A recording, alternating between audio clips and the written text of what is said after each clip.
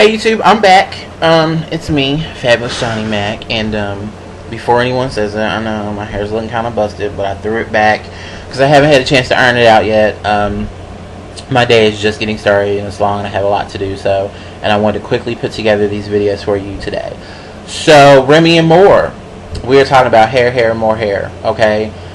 In the earlier two videos we discussed everything from human hair to synthetic hair to the quality of wefts that are out there, and last but not least we're going to talk about my favorite two hairs, which is Indian and European.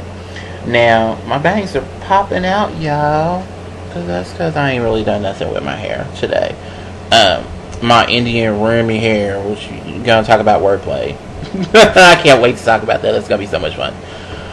Okay, so Indian hair and European hair. What's the difference? What's the difference? Well, the thing is that they both inherently have their own racial genetic markers that inherently make them do certain things that other hairs don't. Okay? And while we're going to talk about what standard white people, black people, Hispanic and Jewish people face with hair. Because those are the four, in my personal opinion, this is my personal opinion, the four populations that in America that we really kind of interact with enough when it comes to hair on a daily basis that we can kind of really understand more about the textures. I mean, there's Asian people, there's European people in the United States. I'm not saying that we don't deal with their hair, because we do.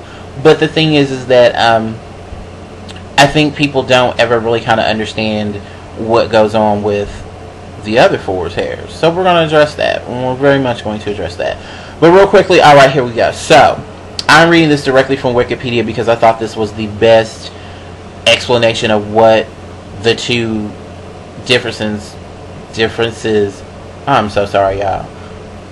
But I'm going to keep these videos raw and real, so light editing. But I'm going to try to talk right, I promise. Because Oz is educated. I promise. Y'all master lets me read. Okay, I'm stopped. For real. Alright, so here we go. I feel that these two descriptors, these two definitions, are pretty accurate in my opinion. So here we go. Indian hair has its own advantages because it does. It is simultaneously thin and strong. The hair comes from Indian widows. That's where I read that. Who are required to shave their heads and then put through an osmosis process where color pigment is removed. Then over a period of several weeks, the color pigment is saturated back into the hair cuticles with over 54 options. Asian hair is very thin, yet very strong. You can take Asian hair and tie it to something. And you remember the Pantene commercial, or not Pantene, Garnier Fructis commercial where the girl, her hair was really long but it was lackluster and dry. She used this like hydrating conditioner or shampoo or something, and then like she tied her hair to the rail and like pulled the rail off. Yeah, I'm not saying that it can do that, but I'm saying that it's strong enough that you can tie it to something and potentially, it won't weigh the person's head down, So, something small like a cup or a wallet, or, I mean, just a myriad of smaller things. It would hold up. And when you look at it, the hair is thin. It is thin and a lot of times very fine.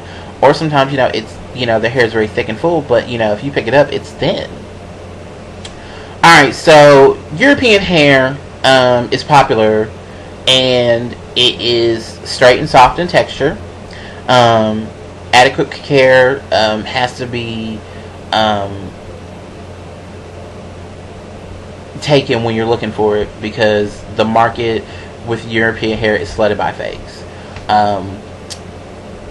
There's also this misconception that soft and silky is the best quality of hair, but any hair can be made soft and silky. You can use conditioners, silicone oils, things of that nature. So when it comes to European hair, it is soft, it is usually straight, but it definitely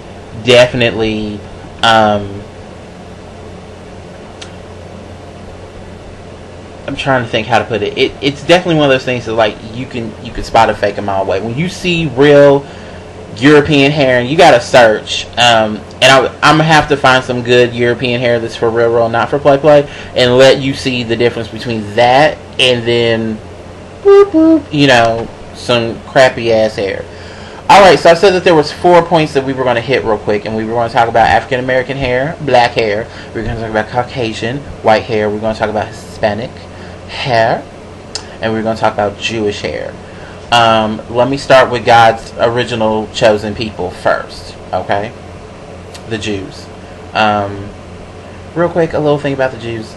They're technically a minority people. Ta-da! They're well, not a minority. Well, yeah, they're their own race. Period. Point blank. Bam. Anyone who tells you they aren't, they're their own race. Like, do some research. Inherently, you will find, not always, but you will find that a lot of, girl, I thought I heard Lieutenant Worf saying I had an incoming text message. A lot of Jewish people have very curly hair. A lot of us, I'm sure a lot of us have encountered a Jewfro. I have a friend, she's Jewish, she has a Jewfro. Bless her heart, a couple years ago she cut her hair in such a way and was able to iron it out, because it really was kind of it was a sore spot for her. Not everyone wants tight curly hair.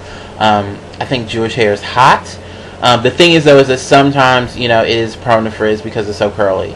And you will find that a lot of Jewish people have either very coarse curly hair or very soft curly hair. You don't find a lot. Let me say this, I have not personally encountered a lot of middle of the road hair with the Jewish people. Okay? I find also that sometimes a lot of Jewish people that want to try to process their hair, like chemically straighten it, sometimes have a difficult time. The chemicals don't really take as well, so they have to like repeat the process or add a lot of heat to get it to do what they want it to do. And then as the relaxers grow out, because that's basically what they're using, sometimes it can be pretty rough the grow out can be pretty rough. Like, you know, all my brothers and sisters out there that, you know, get relaxers, okay, we know that we have some rough patches sometimes. You look like who did it, what for, why, with what, and how come. Just like a big ass Brillo pad about the head. Well, sometimes Jewish people, my Jewish peeps, unfortunately walk around with Brillo pads when their relaxers start to grow out. Sometimes they had a Brillo pad before and the relaxer did nothing but make it even more Brillo. They could like scrub cast iron, I promise you. You know, not making fun of you, but it's the fact. You know, my girl, baby, if we put a relaxer in her hair, I promise you she would have had Brillo pad. Okay. Next up, we're going to talk about Hispanic hair. And again, let me say that what I'm talking about now, these are my opinions, these are my observations, what I've encountered. If you've encountered something differently, share it with me and let's talk about it for real. Let's have a dialogue. Because again, while this is in particularly, especially to answer the questions for my white peeps, this is for all of us. This is to bring us together. You know, we shouldn't let our hair divide us, and we do. People talk mad crazy shit about one another and about their hair.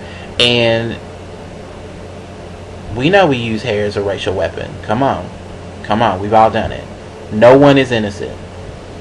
So with that little tangent over, my next point is that Hispanic hair I find typically most resembles a hybrid cross, and I'm gonna say hybrid because some have almost the characteristics of Caucasian or even Asian hair straight up, and then some have Negro, African American, black quality of hair, and then they have, you know, and then there's some middle of the roads out there. It is insane because if you go into and let me encourage you, sometimes take a trip into other ethnic types of hair shops and beauty salons, and you will find out some very interesting things. If you understand other people's hair, in my opinion, you can understand your own hair better. And I took a trip one time to I can't remember the name to pronounce it correctly, but there is a Latino excuse me, it's not Latino, it's Hispanic, because I believe they're from Mexico City, and hair shop, and the little girl in there and I call her a little girl because she's so cute. She's like really tiny, really petite, and she just reminds you of like, and she's so youthful, and she reminds you of like a little, maybe like a little old 12-year-old girl. You know, it's insane, and I just love it.